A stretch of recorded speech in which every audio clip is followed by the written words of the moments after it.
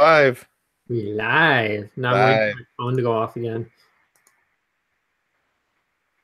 Notice Jimmy is still having problems with saying my name. He TK.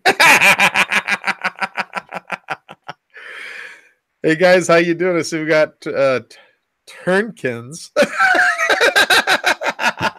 That you're gonna say something else, and I'm like, oh no. We got Print very good. We got Rick. Hey Rick, how you doing? So how you doing, Calvin? Hanging in there. Way too much crap going on that sadly I still can't talk about at this point. It's part of the reason why I couldn't even come up with the topic for tonight's stream. So sorry in advance about that, guys, and probably won't be a super late stream, but I figured a stream is a stream, and you guys kind of pick what you want us to talk about in the chat, and we'll talk about it. Kind of figured we can do that tonight. I can share with you guys my experiences with halogen lights and filming equipment causing electrical buzz issues. Contrary to what some people have been saying on Twitter, it is the light that caused the problem. And Jimmy just saw the raw footage. Actually saw the slightly tweaked footage, but he still saw what was causing it and agrees with me. Can talk the train show.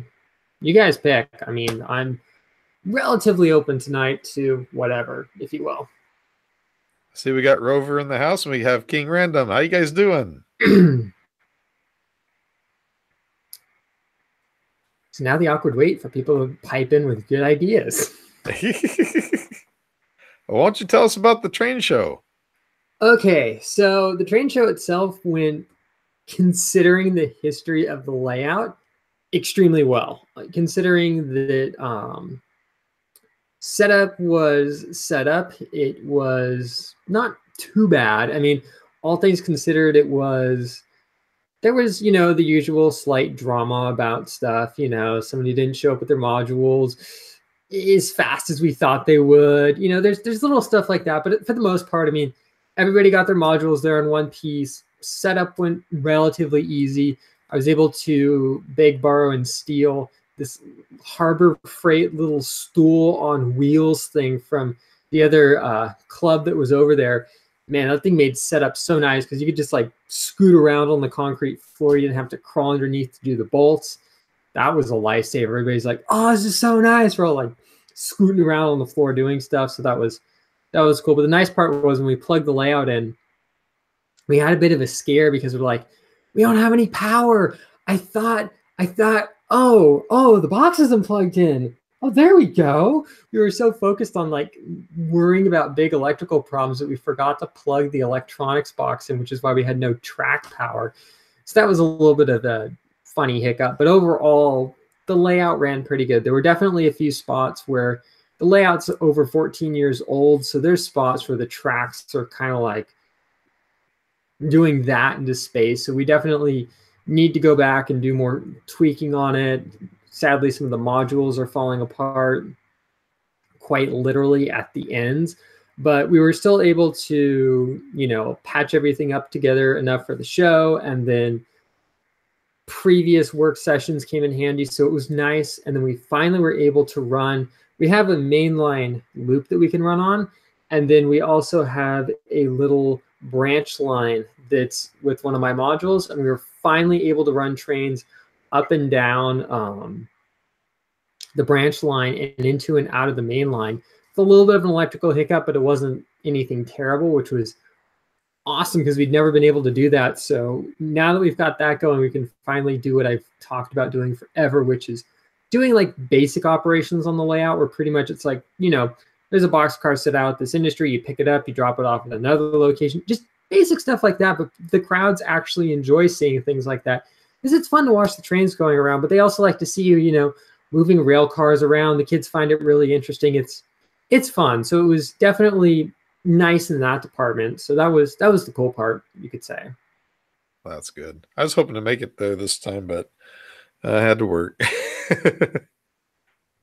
Yeah, I'll put it this way. Well, I didn't have any like fans that didn't know of the show that were out there. It was still cool to see people out there with their cell phones running around, filming the layout, photographing it, things like that. So So that was cool. It was a little bit of a bummer that you weren't able to make it out or anybody else, but I totally understand. I mean, to go all the way for me from San Francisco to the south end of San Jose for 3 days in a row definitely took its toll on me, because Friday was setup day, Saturday was first day of running, and Sunday's the second day, and then you tear down at the end of the show. But it's definitely worth it, although it is really draining.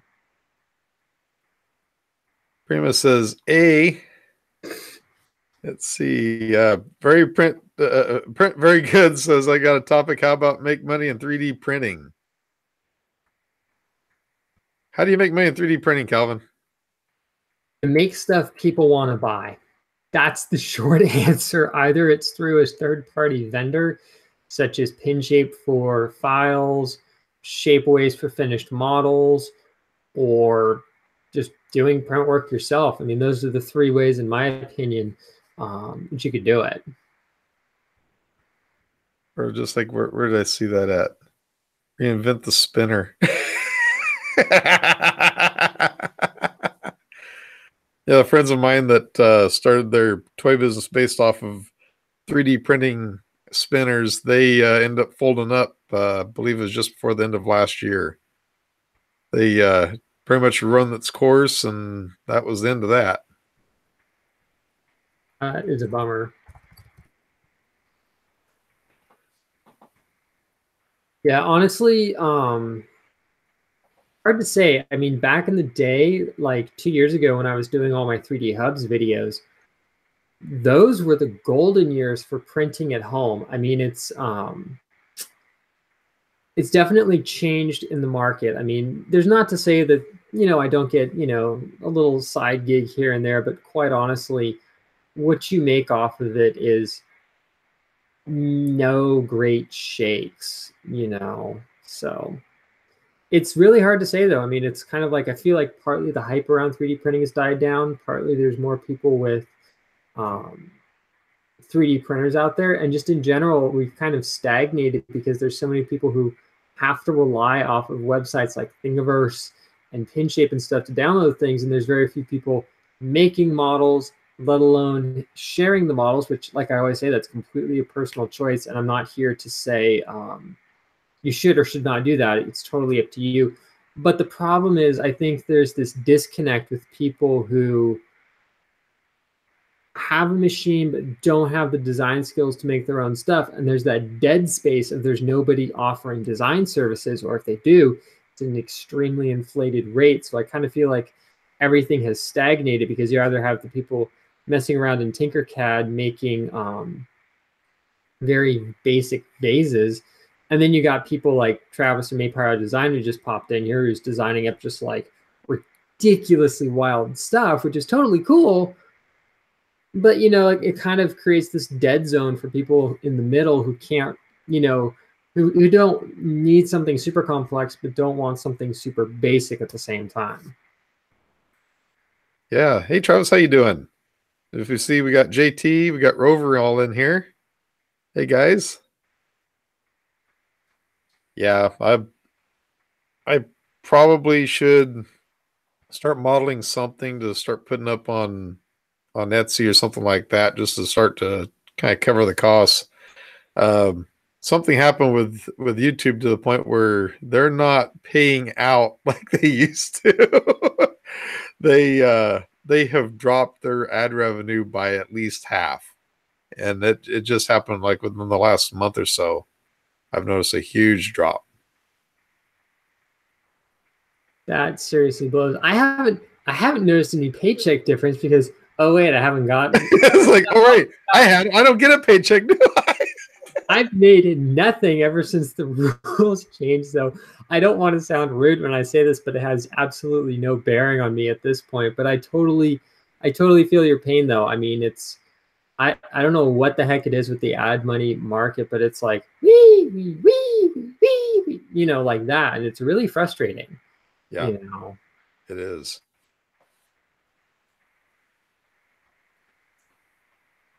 So have you got any new projects going on? New projects going on. Let's see. Well, I'll dig up the one that's the most recent that I did for the train show, which was actually pretty popular with people, even though it wasn't fully completed. It's the little rail truck body. This is what the model looks like without it on there. It originally had these really stupid looking plastic stakes that I were on the saw that. side, like like just ugly as anything. I'm like, those things are going the moment this thing shows up at the house. So I immediately pulled those off. Then I came up with a couple of versions of this, which I showed in the video. And it's not a perfect print because the garage is really cold and I am running black resin, which doesn't like really cold weather very much, but I got the print to pull off, so that's what mattered. But people quite liked the little rail truck with the cab on the back. A lot of people commented about the dead space in here, which I'm aware of, but I've got plans to put a little pump in there that I've ordered, make some hose racks, and then I'm going to have on the sides, it has little toolboxes right here, but I'm Yeah. also going to add some more stuff on the sides like tools, maybe some hoses, and then I'm going to work on a second trailer that's an actual water tank because this has a tiny water tank on it, but it's more intended for we're mixing concrete. Oh, there's a smoldering little pile of leaf litter in the corner we're going to put out.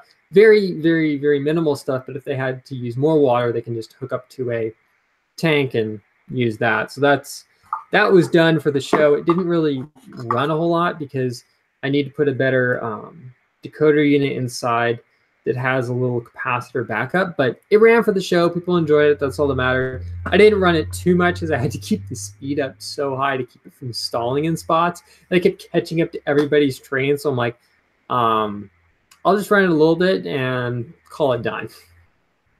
I see Calvin's in the chat, or Calvin, Curtis. Yes, It's Jimmy, been one I'm of in the those chat because days. I'm checking it too. Hey, Curtis, how you doing? We need to get together off of here and figure out where we're going to meet up this Saturday. Jimmy keeps saying these words called Red Robin because he doesn't want to go to Denny's and look like a cheapskate. His words, not mine, but I Hey, thought if you're up for a loaded chicken potato skid, I'm all for it. hey, like he keeps saying, I'm down with whatever you guys are down with. So what can I say? So get back to your train car there. Have you ever seen the Galloping Goose? I have, and that's a completely different train model, but I did slightly steal ideas from the Galloping Goose. The idea for this is I kind of wanted to make it look more like those um, maintenance trucks where they have the crew body area and then they have like a small area for storing things. That was more the style that I was going for, but a Galloping Goose is a totally different model, and I don't even know if they make it anymore in the scale that I modeled. The chassis that I'm using is actually, I think, discontinued, but you can still find them all over the internet. So, but the Galloping Goose would be cool, but not exactly my style, honestly. Okay. Yeah, because the reason why I ask is because the front of that looked just like the Galloping Goose. Yeah, I did believe the Galloping Goose model, if they made one in that scale, had the exact same style. That one was a rail truck. The Galloping Goose is different, but I kind of wanted to mash up a rail truck and a Galloping Goose to make my fire maintenance train, whatever you want to call it. Do you have actual pictures of one? No, I kind of just I'll said to send you some pictures in a little while. I saw the thing in real life over in Colorado. I don't know if I've seen it in real life or not because I've been to the rail museum out in Colorado, but I don't. I think they had a Galloping Goose, but I think it might have been in the roundhouse, so I didn't see it or I didn't photograph it. I can't remember. Cool. Yep. Curtis says he's going to buy me a Happy Meal. Wow, that is so generous. That'll work. Can I choose a toy? Can he 3D print the toy for himself? Oh, goodness. Oh, man.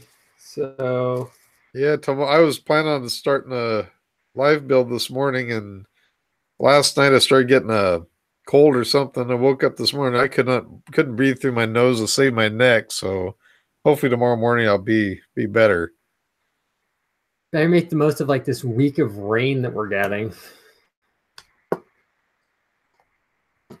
Yeah, it's been pouring down here pretty good. It's been It's off supposed and to on. be raining every day. Been off and on up here, and time for me to start complaining about the campus a bit. But the room that my math class meets in, literally, I kid you not, it leaks water. Don't know how it does it in a concrete building, but every time it rains, there's this puddle of water in the corner and it keeps getting bigger. My math instructor's like, I wonder what would happen if I plugged in that like floor mop thing. I'm like, can we all film it just in case something spectacular happens? But I kid you not, the buildings at school are just like, you got to be kidding me, right? Oh, you're not? Okay, never mind. It's sad. Man. Rick's saying I need a rotary snowplow. I don't know if our layout ever has had snow on it, but if it did, I will definitely give you a call. Do it anyway. That would be cool. The only thing is the snowplow, the scale that Rick is modeling is smaller than what we do, but the track size is the same. So I think with some clever photography in areas without buildings, you could actually get some really cool shots of that thing. Yeah. So Rick, next time you're going to be at a show, bring the snowplow if it's done, and I'll definitely hook you up with some good photo ops on the branch line. I think the club guys would find it pretty cool too.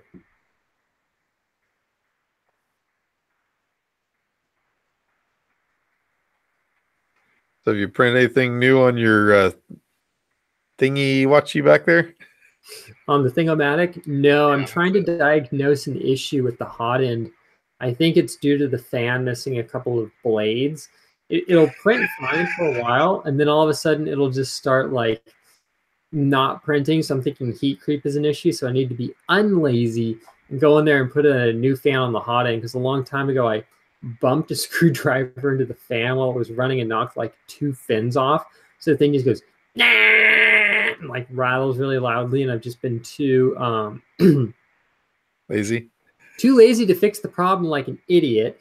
So I need to go in there and do that. So I think this is the printer protesting that being the case. But honestly, I haven't done a whole lot with the printers lately. I mean, I'm trying to work on a heater setup for the Moai, so that's kind of taking my time. And then the Ultimaker did an NDA job, and then the Thingomatic I kind of need to fix up. So, gotta do what I gotta do. Mitchell wants you to show the Thingomatic. I will show the Thingomatic and not try and knock my mic over in the process. I really need to just get this webcam like a normal person, but no, I will manhandle the laptop. That's what I do. So without making everybody motion sick, here's the Thingomatic. I've moved the control panel off because the heated bed wires were getting in the way, but has an E3DV6 hot end. It's got my custom extruder on it, and then all the motion axes except for the y-axis have IGUS polymer bushings in them, hence the IGUS sticker proudly stuck right there. I can't thank them enough, quite literally, for donating the bushings to me. Then it has a custom sized BuildTak flex plate that Kayla over at BuildTak was more than gracious enough to hook me up with. And that's about it. The rest of it is bone stock, except for those upgrades. So for the $50 that I paid to Norm over at tested.com, it's been a very nice machine. And when I got it, like I've always said, I didn't have visions of the thing working. They gave me no promises that it worked, and I said, that's fine. I'm probably just going to use the thing as a more or less a prop item, but if it runs, awesome, and if it doesn't, no harm, no foul, because $50 plus some other stuff is a great deal. But it's been a good machine. It's definitely, you can definitely tell its age, but it's fun to run sometimes just for the heck of it, show off that even old technology can still, be used to this day.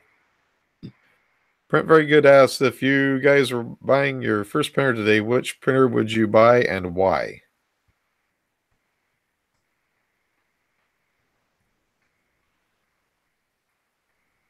What about you? Personally, I would go for the CR10 simply because of the price and the print volume of it. How about you? Hmm, that's a tricky one. But since material specifications were kept out, quite honestly, I mean, I only say this because I have experience with it now, but I would almost say taking the plunge and getting a Moai, just because, quite honestly, the price of a Moai being about what, 1,300 to 1,500 dollars, I believe, Yeah, 15. considering it's a resin printer that's very good using based off my experiences with it. So I would say probably if it had to be a resin machine, I'd go Moai. If it was an FDM machine, I don't know. I mean, well, I kind of on Prusa from a business ethics standpoint on things that I'm not going to get into on stream. Um, Part of me says more of an open frame machine like that I'd consider, but I'm finding myself moving more and more and more to either doing detail parts, doing like either complete assemblies like the cab for the passenger train for the rail truck, or doing like this passenger car, things like that. I've thought about doing that sort, kind of doing that as more what I'm doing, stuff that I can't. I mean, I could do the passenger car thing with FDM, but the amount of finishing time to get it looking that good would be a different story altogether. So I really don't know. I'd probably just get a lower end, lower price, not lower end, lower price FDM machine if I had to pick between the two. But I'm still happy with my Ultimaker. I mean, if I had to choose, shoot, I'll just say an Ultimaker 3. So I've got a dual extrusion. Make it an Ultimaker 3 extended so I can do big stuff. Eddie says he would go with the Prusa MK3 if he had 800 bucks. Otherwise, the Tivo Tornado for the 350. TK says he couldn't go back to FDM after resin. Yeah, quite honestly, don't get me wrong, FDM still gets some workout around here because it's cheap to prototype things with, but definitely once you learn how to work with resin though, it's a totally different animal, but I feel like it's worth it. So Mitchell says, is resin still expensive and toxic? Toxic, um, that's kind of a tricky, when I say tricky word to describe, I mean, I would not sit there, I would not bathe myself in raw resin. I sure would not sit there and drink raw resin. And I sure wouldn't stay in a locked up room with the resin either. That stuff, the house still smells like resin. Yeah, I mean, it definitely has, I mean, different colors definitely have different smells to them. I keep mine in the garage for that very reason, that the garage has some air flowing through it. But yeah, I would definitely not be sleeping next to the open bottles of resin.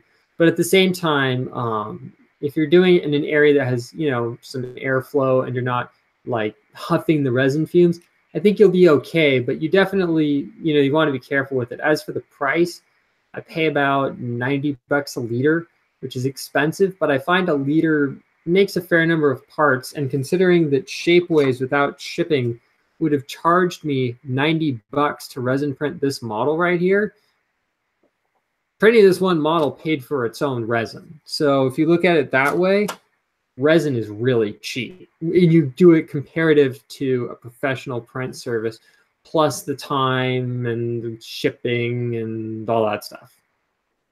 Now I'm going to tell you about the resin. Now, you remember back whenever FDM printing was becoming kind of hitting its peak, and the question went out, how toxic is it, to be in the same room when somebody's printing ABS, or in the same room when somebody's printing PLA, because of all the particulate matter, which I still don't really buy the particulate part of it, since it's really in a molten state laying down the layers. There's not like you're sanding it Yeah, when you sand it, of course, you're creating particulate, but not when it's printing. But remember how there was that huge health concern about that? Oh And yeah. now that these resin printers have come out, I don't hear nobody saying, huh, it smells like cancer. I wonder. Honestly, in the Moai group, somebody posted up something that was kind of snarky, where he's like, "Well, I was looking at the MSDS on the resin, and it doesn't seem much more toxic than nacho cheese sauce from Taco Bell." And it's like, dude, just because the MSDS sheet doesn't That's the explicitly type of say person that eats a Tide Pod. exactly, just because the MSDS does not explicitly state "do not sit there and consume this product," does not mean that over time you will not build up a potential sensitivity to it.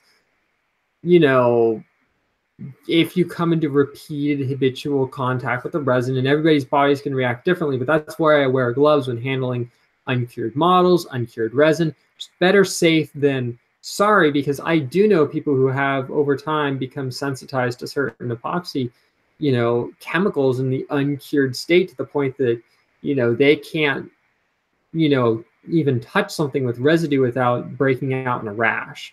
So you definitely want to be more careful about it. But yeah, that is kind of ironic that it'd be more dangerous if you're not careful with it. Resins, nobody seems to even just care about. And the FDM stuff, everybody's going, "Oh my gosh, you're going to die from microparticles. Buy this $1,000 enclosure that'll supposedly take them all out of the air." And I'm like, oh, brother. We got to have carbon filters, and we have to have this, and we have to that. Oh, resin printer? Oh, no, that's just fine.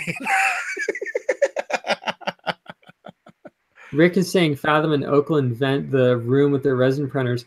Been there and saw that with his own eyes. Yeah, he has a good point. It's definitely something that you don't want to be continuously inhaling. Right. But at the same time, for the short amount of time that I'm exposed to the resin, I think there's a lot more nasty stuff that I'm exposed to on a daily basis sitting in my car in traffic. Now, if I did this 8 hours a day, 5 days a week, that would be a totally different story. Eddie says he feels the exact same way about dealing with trolls. I build up an allergic reaction to them. Dude, I think we all do. Yeah, we do. The TK was saying, to be honest, I react more to ABS on the printer than I do with resin, but yeah, always wear gloves and stuff. I can't even breathe with ABS in the room on a printer. Well, ABS is kind of like the bad boy of printing materials. It's known to release all kinds of just icky, nasty, when you're printing. I mean, quite honestly, with the rise of PETG and derivatives like XT and NGen and stuff like that, I mean, I know it's popular from the gluability, but I really don't like it. Before I ever got into 3D printing, whenever somebody said ABS, the first thing that popped into my mind, sewer pipe, because that's ABS. You go to the Home Depot or wherever, and you go and you buy a sewer pipe. It says right on it ABS, and you go and you have to get the can of the black ABS cement. That's up till then. That's all I knew about it. And then I knew that a lot of the black plastic inside cars was ABS. And then whenever I heard that people were printing with ABS on 3D printers, I'm like, why would they do that? I know. Well, considering how, I think the reason why is because it was easier to get. Because you got to remember, all the commercial machines ran ABS, so they could Right. get cartridges of it. There's now machines that I think will do PLA, but for the most part, it's just ABS or PETG or. Which it's more of a long-term plastic anyway. It's meant to last, compared to PLA, which is meant to biodegrade over time. Yeah, and comparatively speaking, it's kind of like the difference between a raw wood fence, and a fence that you've used pressure treated lumber and you've properly sealed every so number of years. They're both going to work as a fence, but one fence is going to rot and deteriorate pretty fast, and the other one's probably going to last for 10 generations. Right. I mean, I'll be honest, I have a small little odor filter. It's literally just a passive thing that I bought off Amazon. It's like a pack of 4 for a couple of bucks, and I have one inside a bucket that I store solvents inside the cans, and it definitely keeps the odor down in there. I don't know if it does anything inside the printer, but I figured, it doesn't hurt. You know, it does seem to cut down the smell a little bit, but it's not like it's any kind of active filtration system or anything fun like that. Robbie's got it right. Laser cutter fumes are something else people ignore. I can guarantee you one acrylic engraving puts out as much VOCs as particulates as several rolls of ABS. Yes, that's exactly right. I mean, that's a good point. I mean, I remember when there was that tragedy in Berkeley with those people who died, and I think their garage or their house because they didn't have a properly ventilated laser cutter. You know, I'm not going to name the name here, but based off stuff that I've read, sounds like a certain company that was claiming at Maker Faire last year to learn from ABO's designs that, oh yeah, we're shipping out machines like real soon, still has not shipped their filtration units for the machine. So people are stuck using like dryer exhaust vents out windows and things like that. And it's just like, oh boy. But yeah, quite honestly, anytime you're burning something, you really need to have good ventilation going on, or you seriously run a risk of severely injuring, if not even killing yourself, if not instantly, very inputting, you know, a very, very fast time limit on your lifetime. You know, it's definitely no joke. That's true.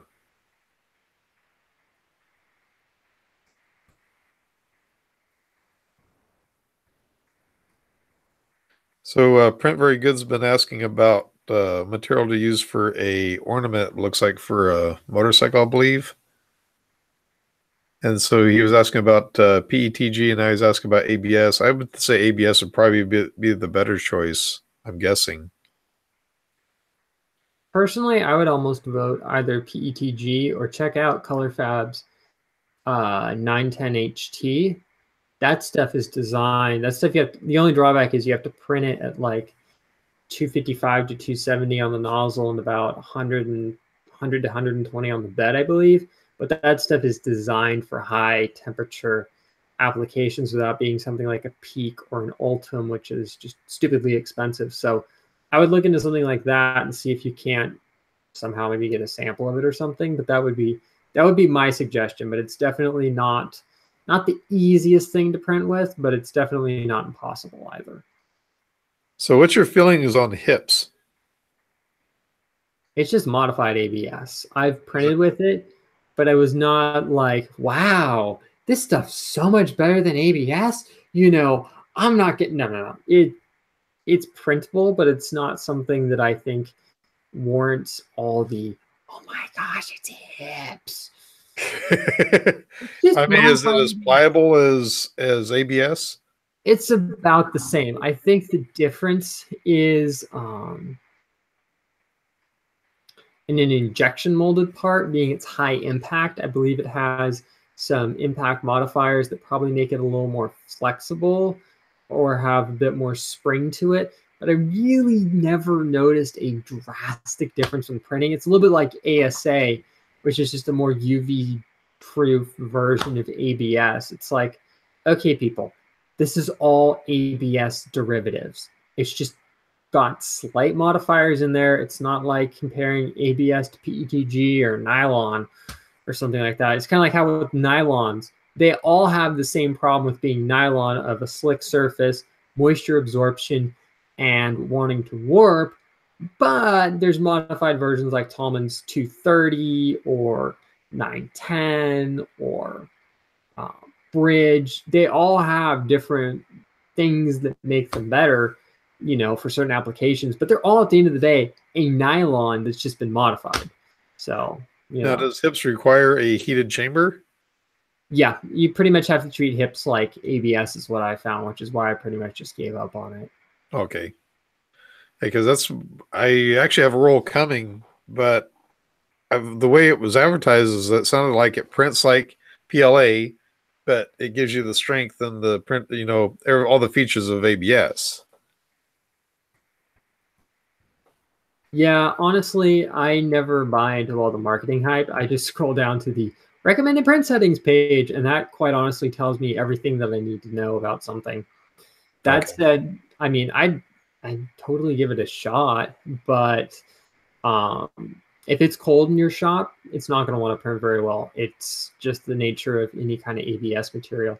But if you're in there and you have a like a cardboard box you can put over the printer, Yeah.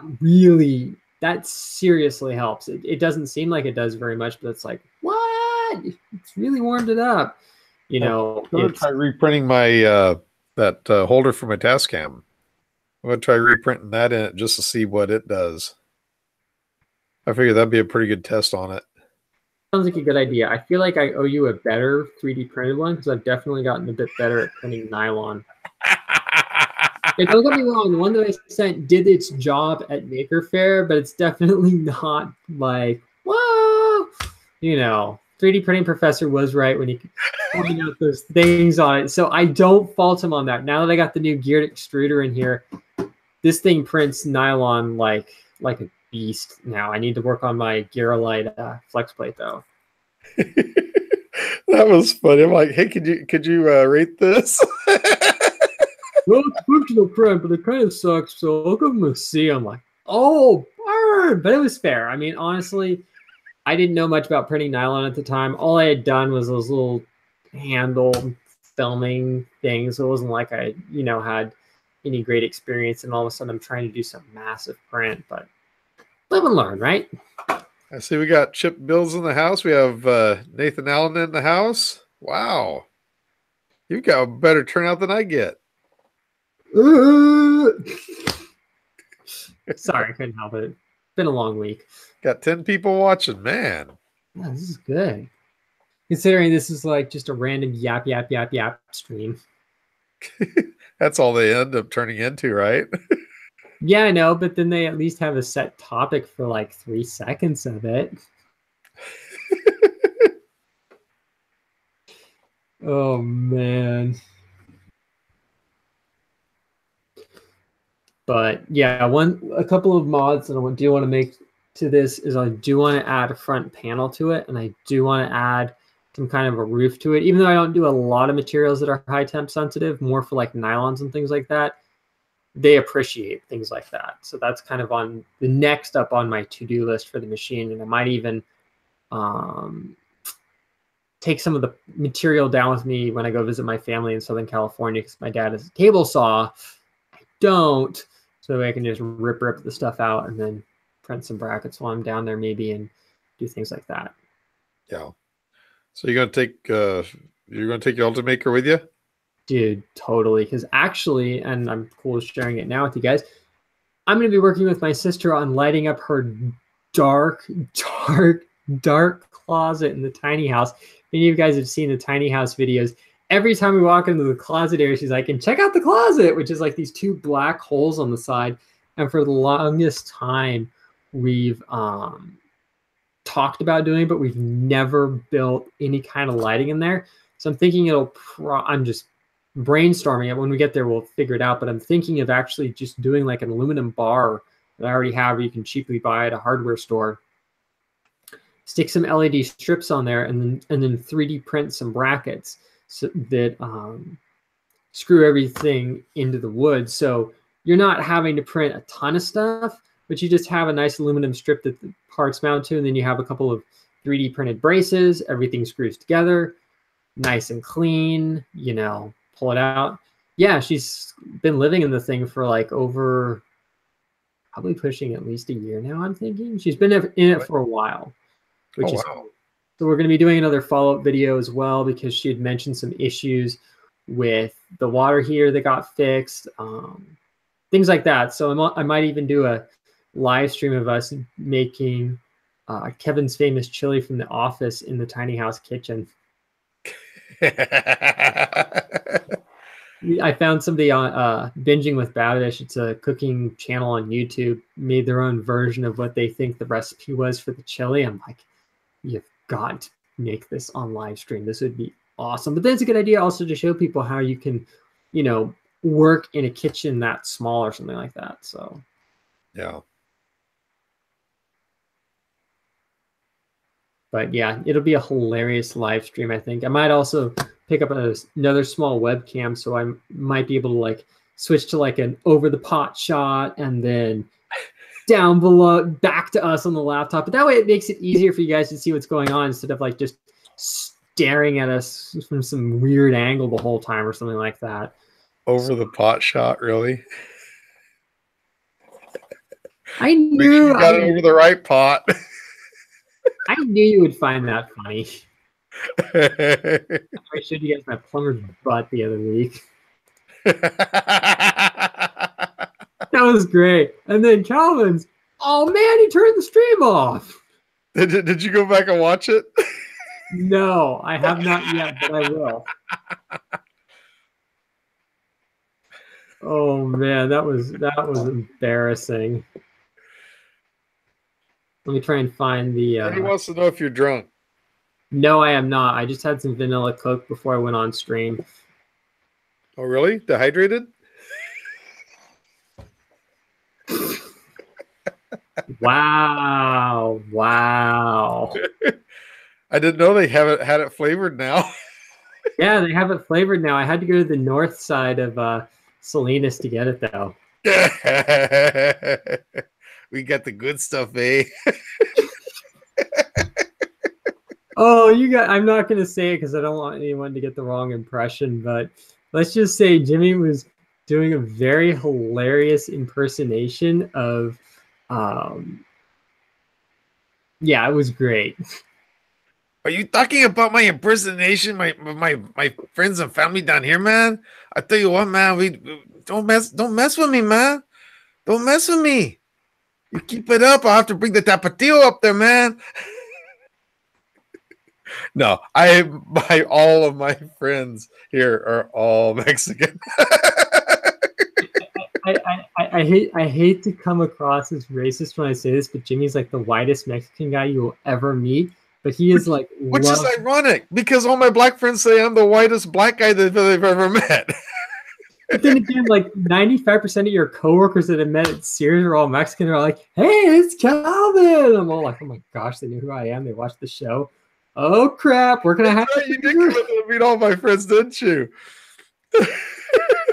Didn't meet all of them, but that was seriously hilarious. I'm just like waltzing into the Salinas Sears. I get up to the second level, and there's Jimmy standing there looking all proper with his red hair, his little Sears badge, and everything like that. All like, and his coworkers are like, "Wait, that dude looks familiar." He's like, "Yeah, that's my buddy Calvin." Oh, Calvin and Jimmy show. I watch it. Oh, that's right. It's the white guy that streams with you. It was great. Oh man, that was awesome. You got some seriously awesome coworkers, dude. They're all good people. They're the only reason why I'm still there.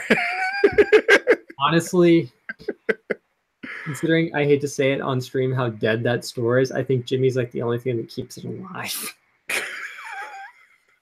This is why he's the last person to leave at night, so that way everything in the store can just go. I do tell I'm the last one out the door every single night. I won't say what he told me when we were walking around, but let's just say that they would rely on him for a lot of stuff, which is actually kind of funny.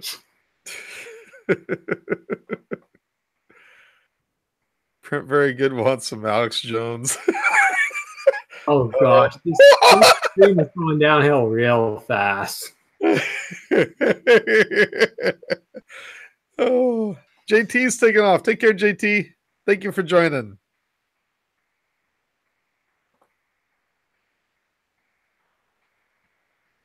Okay, what is it, Calvin? Travis is heading out for the night. Have a good one, dude. Thanks for popping by. Oh, the pyro's out. Take care, Travis. Man, everybody's dropping like flies. What the heck is up with this? It's only 11. Yeah, but we have that time change too. Yeah, I know. For all of us, everybody's hung over from that time change. That's the one that just kicks us all. And yeah, unless you live in Arizona. In other countries, you have no idea what we just did. So, well, yeah, you guys probably do, but in the United States, we go and we have to do this time change where it's supposed to save everybody money and all this kind of garbage. But what we have to do is in the springtime is we have to move our clocks forward. So where it was 10:06, now it's 11:06. And it sucks. Time for Jimmy at the end of the stream to go Alex Jones on us, but it's frustrating. I'll be perfectly honest. I mean, except for people in Arizona who just said screw that in like the 70s or 80s and just haven't participated in it. I It's one of think those. there's 3 states all total that do not go by it, and they're actually considering at this point to kind of.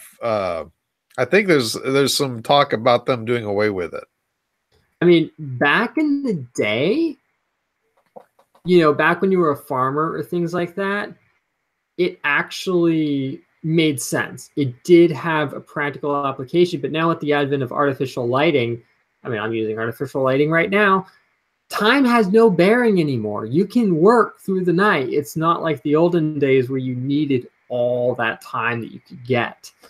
So it's definitely a relic from the olden days that really, quite honestly, has no bearing. What's this? Are we all left after Jimmy's tarantula review? Oh no!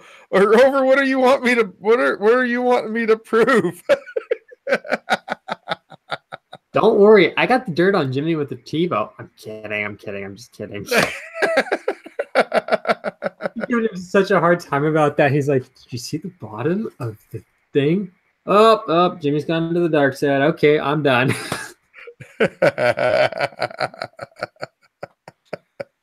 Rick, No, who cares? Functioning on 3 hours of sleep. sounds like me the past week. Oh wait, I say that every week now.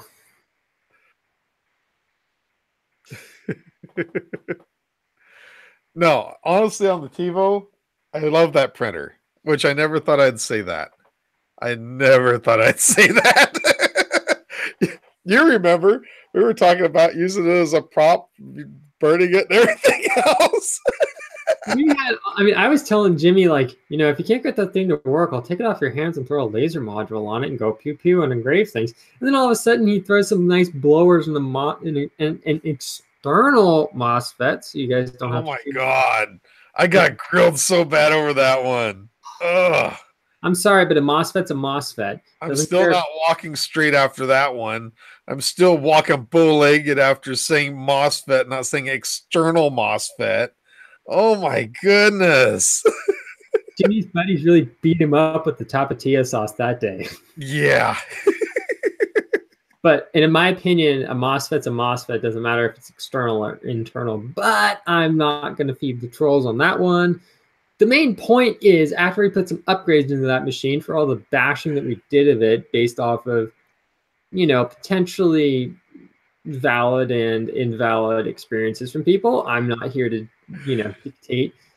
I'm not saying that some people did not have, questionable experiences. Who am I to say I wasn't there? But at the same time, it's a very capable machine with the correct additions. I mean, I'm personally blown away at, like that candy jar that you made or things like that. It's seriously impressive. I might just have to send you some files to torture it with. This was printed. This is the same material, by the way. This is the EMZ 3D transparent blue. Okay. So yeah, this was done probably at like 10% or whatever infill. Okay. Let's see if we can get the layers and stuff in here. This was done at 0.1 layer height. This was done on the G-Tech D200. Okay, and it turned out pretty good. Yeah, it's a little bit dusty, but it turned out all right. It actually turned out very good. I actually do like the way that printer prints. Now, this was printed at 100% infill. And yeah, there's a little bit more artifacting, I believe. And I think it had to do with the speed because I did have it turned up pretty good too. But for the price difference. How many TiVos can you buy for the price of a G-Tech? We're talking a $900 printer. We're talking a $225 printer. We'll just say 250 by the time you threw your goodies on there. I mean, 0.1 layer height on both. I don't know. What do you think? Honestly, what I would love to see you do though is, and this is just a video suggestion, it'd be interesting to see you duplicate that vase print using the same layer height and infill settings, pending you have the same material just for the sake of consistency on camera. Print that on the G-Tech, whatever G-Tech you use primarily, and then compare it to the TiVo and go, okay, this is what I got off both. I'm not trying to, call one machine better than the other, but here's a comparison of the two. That's Right. what I would do. That's what one thing I do want to do. I do want to play around with it, but I just couldn't get over how just doing a few little I mean, out of the box the thing sucks. Straight up out of the box it sucks. But if you take and put a little bit of work into it, it actually turns into a pretty good printer. Yeah, I mean, one thing that I should probably send you just so you can mess around with it as the ultimate torture file is send you the model of this little rail speeder right here. I think this thing would kick any FDM printer's butt. There's some finer detail spots on it, but I'll try and remember to send you the file for this. I don't think you'll be able to print the roof with the little roof rack on the top, but the main point is, you can really test the limits of the TiVo and its cooling with something like that, and it might be hilarious just to see what you get, from a print like that, just for fun. So they have daylight savings time in Australia?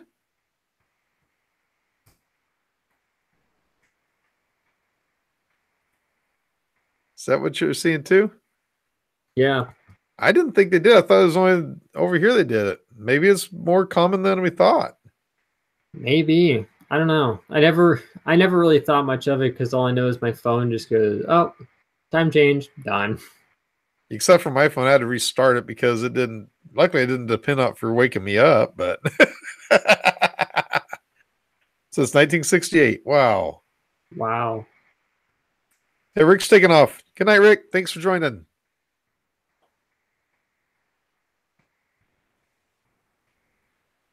So Chip Build is asking, which printer is that? The one that sucks. The one that sucks out of the box is the TiVo Tarantula, but after you put some upgrades in it, and Jimmy's got some good quality videos on how to upgrade it, and if you need some help, I could probably lend some assistance. It's the Tarantula. I think, but I'm not sure. TiVo was announcing the other day that they've got some sale stuff going on. Don't know if it still is, but you can still pick one up if you look around, especially from China, for pretty darn cheap. Yeah, they still sell them on GearBest. They even have them on Amazon now.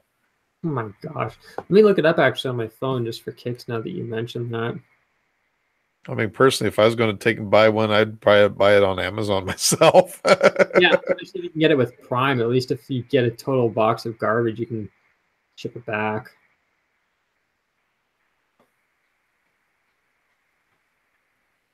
So let me look this up on my phone with the slow internet because we can't have nice things out here. Print Very is good. It's taking off. Have a good night. Thanks for joining. Have a good one. Show you guys how wonderful my cell service is out here. Well, you're streaming. Did it load yet? No. No. If I go on Wi-Fi, it's gonna be even worse because obviously I'm using the Wi-Fi. Yeah, $25, and I spent probably a total of about another $50. That was also because I bought that wire loom stuff too. So that I bought enough where I can do like umpteen printers with it. I might buy a little bit of that wire loom stuff off you actually when we meet up. So if you remember, How much do you want? I'll just pay you off some and bring it to you. Okay. 20 feet? 20 feet? If that works. I thought they were 50 foot rolls. They're 100-foot rolls. Okay. Look at that. So this is 1/2 inch. Of course, half inch, it expands out pretty good. Oh, that'd be perfect for my drone. I got half inch and then I've got the quarter inch back there. Perfect. I'll just bring the rolls with me and then a pair of scissors so we can cut it. That would be amazing. So I'm looking on Amazon, and you can get. I'm looking at the ones that are on Prime, and they're like $80 more. So I don't know if it's worth it, but you can get straight from TiVo a tarantula for $220 non-Prime. Yeah. I mean, And then while you're in there, pop in an external MOSFET, pop in there, let's see, external MOSFET, info firewall. blowers, extra filament, some of this stuff.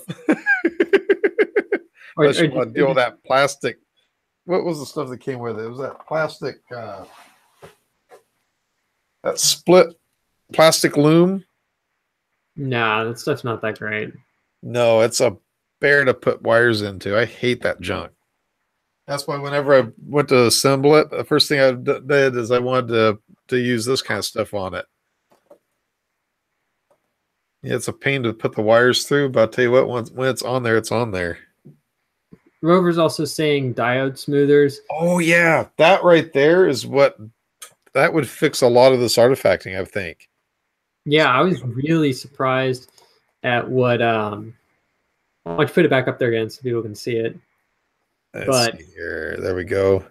I was really surprised at what they actually did for 3D Maker Noob. I thought it was a little bit of hogwash, but they actually seemed to work really well. And from what he said, trying to make his own ended up costing more than just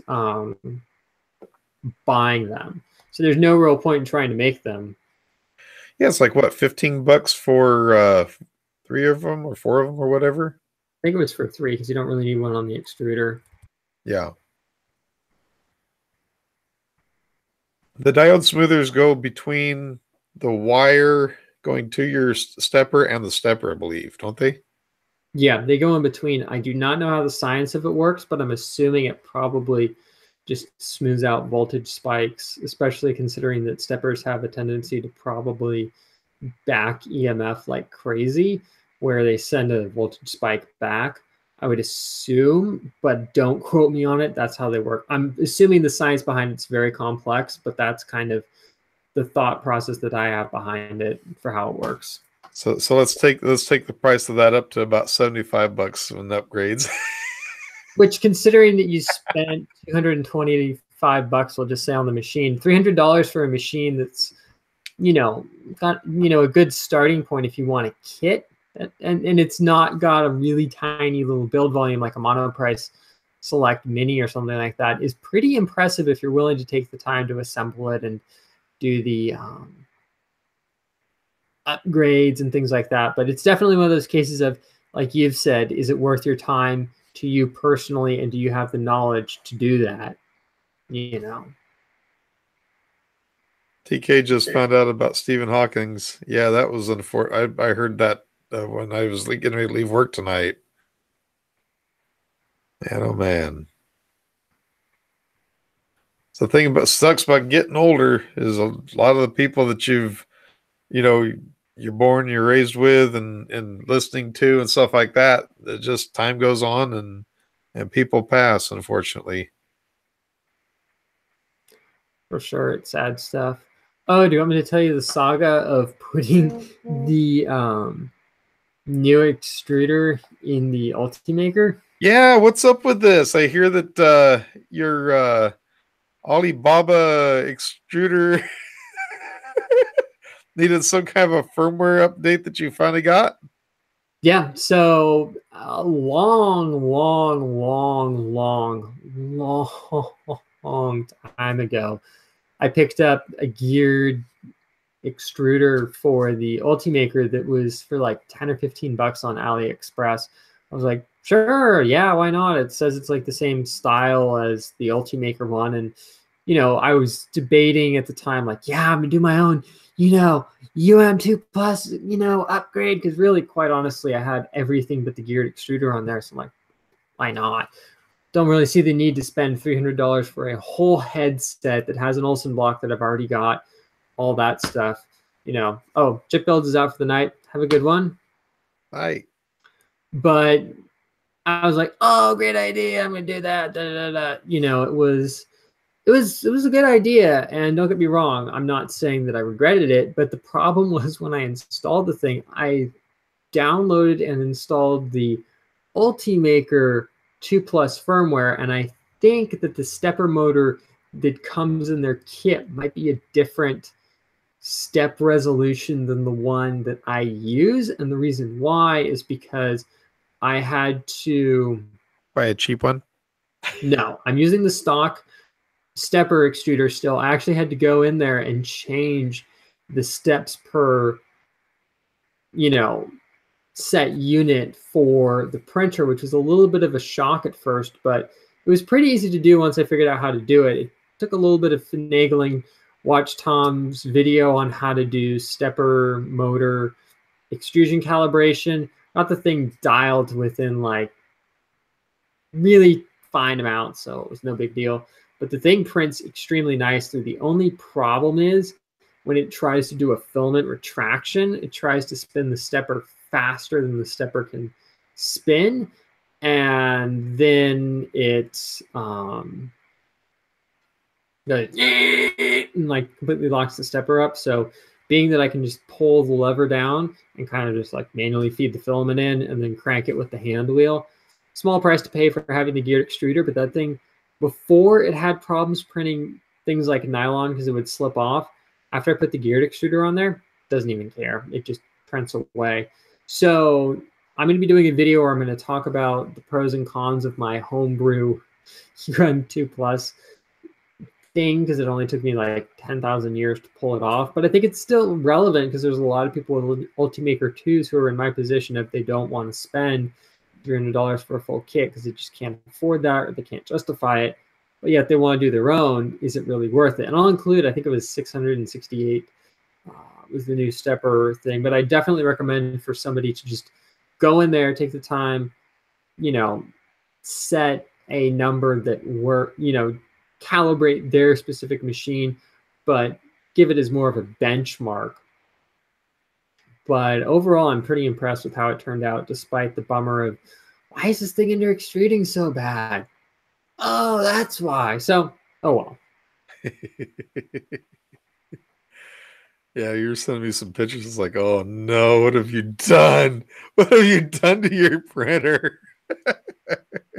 I'm out in the backyard with an angle grinder, chopping off the end of the stepper because it was too long. Oh, that was fun. Like, this is the stupidest thing I've ever. Oh, whatever.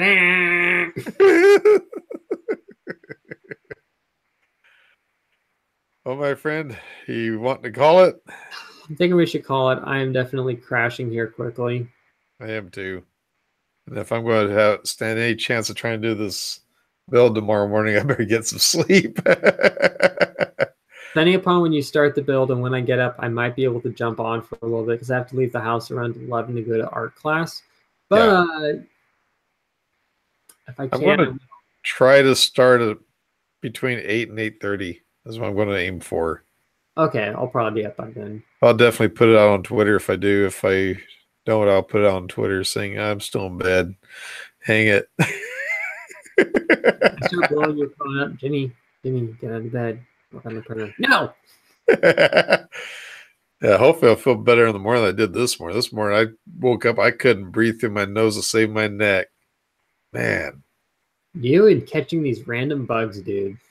Well, that's the bad thing about working in the public and handling money. That's like the dirtiest thing you can handle. Man. Jimmy needs like one of the level 4 biohazard suit when he goes out in public now. Now, that flu knocked it out of me. Man. Oh, man. All right. Well, thanks, guys, for jumping on this really, really, really random Calvin and Jimmy show stream. Sorry we didn't have a set topic, but it's fun sometimes just to let you guys kind of, pick what we talk about because, That's what we do, anyways, right? Pretty much. We talk about things and stuff. But if you guys have any suggestions for next week's show or just shows in general, feel free to tweet it out to both of us. Make it with Cal at me and Jay Shaw's Tidbits for Jimmy. We're Does this mean definitely that we need a hashtag? we need like a Twitter account just for the show, so that way No, we just can. need a hashtag. Let's just do a hashtag. Calvin and the and sign Jimmy. That works. See if I can put it in chat. We'll come up with it on there.